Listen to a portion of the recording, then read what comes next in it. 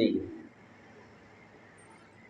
আপনাদের সাথে আমার একটা হৃদয়ের সম্পর্ক, যেই সম্পর্ক আমার পরিবারের সাথে হয়তো নাই।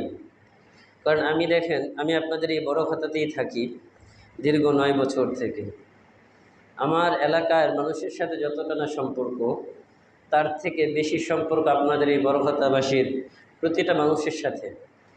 আমার বলতে অনেক কষ্ট হচ্ছে যে গত 9 বছরে আমার জানা নেই যে কারোর সাথে আমার একটু কথা জোরে কথা বলতে হচ্ছে এমনও পরিবেশ কখনো তৈরি হয়নি। সবার সাথে একটা আমার গভীর সম্পর্ক ছিল। কাউকে চাচা বলেছি, কাউকে দাদা বলেছি, কাউকে ভাই বলেছি, কাউকে বন্ধু বলেছি। আর আমার শত শত ছাত্ররা রয়েছে। তো সবার সাথে চলতে গিয়ে যদি আমি আমার অজান্তে কাউকে কোনো কথায় অথবা কোনো ব্যবহারে কষ্ট দিয়ে থাকি, আল্লাহর হস্তে আমাকে ক্ষমা করে দিবেন। কারণ প্রতিটা মানুষেরই ভুল হয়। ভুল একমাত্র নাই শয়তানের। আমাদের আর বিশেষ করে যেহেতু আমি কেন্দ্রীয় মসজিদের দীর্ঘ 7 বছর ছিলাম, এখানে 2 বছরের বেশি হয়ে গেছে। আমি যে কথাগুলো বলেছি মেহরাবে বসে বসে, এগুলো আসলে আমার ব্যক্তিগত কোনো স্বার্থ ছিল না। প্রতিটা কথা ছিল শুধু আপনাদেরকে সংশোধন করা। কারণ এই জায়গায় যারা বসে তাদের কাজগুলোই হচ্ছে কোরআনের হক কথাগুলো বলা। এই কথা বলতে গিয়ে হয়তো বা কারো দিলে আঘাত লেগেছে, এই কথা বলতে গিয়ে হয়তো বা কেউ দিলে অনেক কষ্ট পেয়েছে, আমার থেকে দূরে সরে গিয়েছে। কিন্তু তাদেরকে বলি, ভাই, আপনার সাথে আমার কোনো শত্রুতা নাই। এই জন্য আমার যেই কথাগুলো কষ্ট পেয়েছেন এগুলো আল্লাহর জন্য বলা। আর ব্যক্তিগতভাবে কারোর সাথে আমার কখনো কোনো কিছু হয় নাই, আলহামদুলিল্লাহ। যদি এরপরেও আমার অজান্তে কেউ কষ্ট পেয়ে থাকেন, আমাকে মাফ করে দেবেন। আর যেহেতু বাজারে সবসময় ছিলাম, আমার জানা মতে কারোর সাথে কোনো লেনদেন নাই।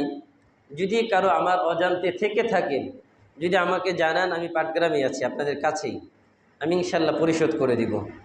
তবে একটা কথা বলি, সেটা হচ্ছে আমি এখান থেকে চলে যাচ্ছি তার মানে এই না যে আপনাদের সাথে সম্পর্ক শেষ। আমি যেহেতু আমার কর্মজীবনের শুরুটাই হয়েছে বড় খাতায়, আপনাদের হাতে, আপনারা আমাকে হাতে করে বুকে করে আমাকে আগলিয়ে রেখেছেন। হাজারো বিপদ এসেছে, ঝড় তুফান এসেছে, সব সময়। একটা কথা আছে, হাজী সাহেব যেটা বললেন যে রিজিকের ফয়সালা যদি হয়ে যায় কারো কোনো জায়গায়, সেখানে আপনি যেভাবেই চান থাকতে পারবেন না। আলহামদুলিল্লাহ, দেখেন কেন্দ্রীয় মসজিদের কমিটির সাথেও আমার কোনো দিন কোনো কিছু হয় নাই, কোনো দিন কোনো কিছু হয় নাই। কিন্তু যাওয়ার পরে আমি শুনেছি অনেক কথাবার্তা। তো আলহামদুলিল্লাহ, আপনাদের সামনে, সকলের সামনে বলে যাচ্ছি, আমাদের এই নুরানি মসজিদের কমিটি যারা আছেন তারা অত্যন্ত আন্তরিকতার সাথে আমাকে ব্যবহার করেছেন। আমার সাথে এতটা আন্তরিক ছিলেন যেটা আমার বাপ দাদারা হচ্ছিল না, এরকম বলা চলে। আমাকে হাজী সাহেব সব সময় আগলে রেখেছেন।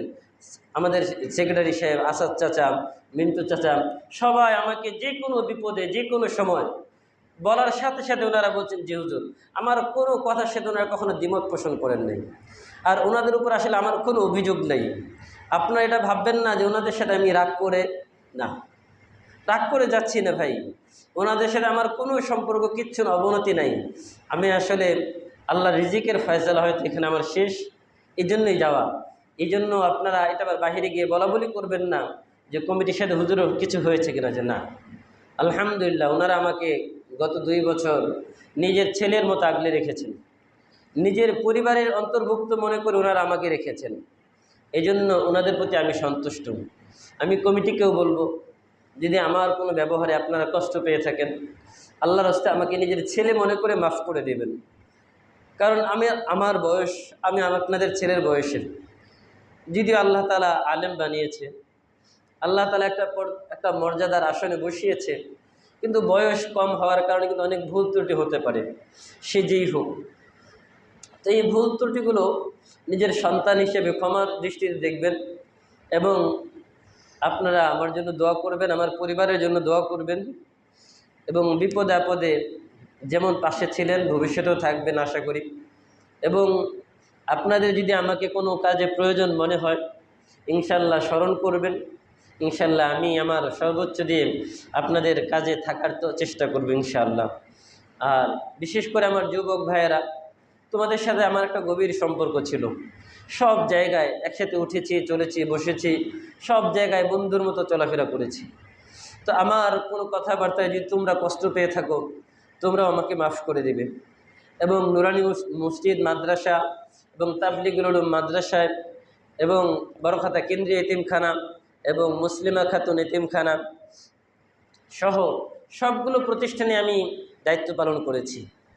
যেহেতু দায়িত্ব পালন করতে গিয়ে আমার শত শত ছাত্রবৃন্দ আছে, এই ছাত্রদের কাছে আমি বলবো, তোমাদেরকে অনেক সময় শাসন করার প্রয়োজন হয়েছে, তোমাদেরকে কখনো মারার প্রয়োজন হয়েছে, কখনো ধমক দেওয়ার প্রয়োজন হয়েছে। এটা তোমাদের ভবিষ্যৎ গড়ার জন্য। এই জন্য আমার কোনো কথায়, আচরণে তোমরা যদি কষ্ট পেয়ে থাকো, তোমরাও আমাকে মাফ করে দিবে। আপনারা আমাকে মাফ করবেন তো ইনশাআল্লাহ? আল্লাহ তাআলা আপনাদেরকেও সকলকে ক্ষমা করুন, আল্লাহ তাআলা আমাকেও ক্ষমা করুন। এবং আমি দোয়া করি আল্লাহ যেন নুরানি মসজিদের জন্য আমার থেকেও আরও কোনো যোগ্য সম্পন্ন কোনো ইমামকে আল্লাহ তাআলা এখানে বসান।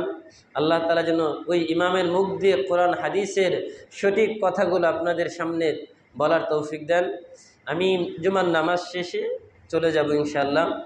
তো এরপরে আপনারা আমার জন্য দোয়া করবেন, আমিও আপনাদের জন্য দোয়া করব। হয়তো এইভাবে আর বসার কখনো সুযোগ হবে না। তো আমি পাটগ্রাম কেন্দ্রীয় মসজিদ, যেটা বাজারে বড় মসজিদ, ওই মসজিদে সেখানে কালকে থেকে ইনশাআল্লাহ সেখানে কাজ শুরু করব। এই জন্য যারা পাটগ্রাম যাবেন ইনশাআল্লাহ তাদের সকলের প্রতি আহ্বান থাকবে, আসবেন, দেখা সাক্ষাৎ হবে ইনশাআল্লাহ। আল্লাহ তাআলা যেন আমাদের এই বন্ধনকে জান্নাত পর্যন্ত যাওয়ার রাস্তা করে দেন, আমিন। ওয়া আখিরু দাওয়ানা আলহামদুলিল্লাহি রাব্বিল আলামিন। যারা সুন্নত পড়ে নেই সকলে সুন্নত পড়ে নিই।